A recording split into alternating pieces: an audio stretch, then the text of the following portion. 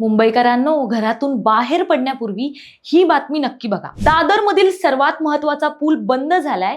रस्त्यावर वाहनांच्या लांबच लांब रांगा लागल्या. कुठे वाहतूक कोंडी झाली आणि पोलिसांचा नवा प्लॅन काय आहे, पाहूयात त्याचा विशेष व्हिडिओ. नमस्कार, मी प्राची शिरकर, प्रहार न्यूज लाईन मध्ये आपलं स्वागत करते. दादर पश्चिम आणि दादर पूर्व भागाला जोडणारा महत्त्वाचा एल्फिन्स्टन उड्डाण पूल वाहतुकीसाठी पूर्णपणे बंद करण्यात आलाय. त्यामुळे दादर परिसरात गाड्यांचा वेग मंदावलाय. पुलावरील वाहतूक पूर्णपणे टिळक ब्रिज आणि करी रोड ब्रिज कडे वळवण्यात आली आहे. त्यामुळे भवानी शंकर मार्ग आणि SK बोले मार्गावर वाहनांची प्रचंड कोंडी सुरू झाली आहे. ही कोंडी फोडण्यासाठी मुंबई वाहतूक पोलिसांनी तात्काळ मोठे बदल केले. पहिला मोठा बदल म्हणजे भवानी शंकर रोड आता एकेरी मार्ग म्हणजेच वन वे करण्यात आलाय. हनुमान मंदिराकडून गोपी टँक कडे जाणाऱ्या वाहनांना आता नो एंट्री असणार आहे. आता पर्यायी मार्ग नीट समजून घेऊयात.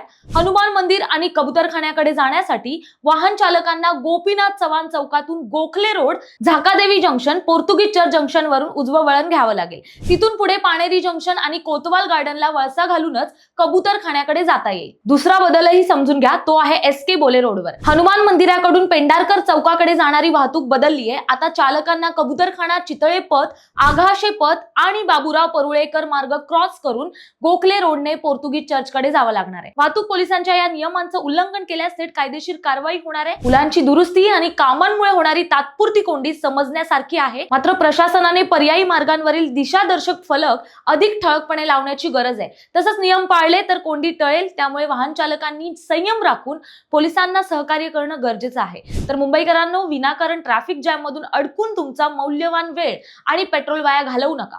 घरातून निघताना हे नवे पर्यायी मार्ग लक्षात ठेवा आणि तुमच्या ऑफिस किंवा कामाच्या ठिकाणी वेळेत पोहोचा. प्रशासनाला आणि वाहतूक पोलिसांना सहकार्य करणं हे आपलंही कर्तव्य आहे. त्यामुळे संयम राखा आणि सुरक्षित प्रवास करा. दादर परिसरातील या ट्रॅफिक कोंडीचा तुम्हाला काही फटका बसलाय का?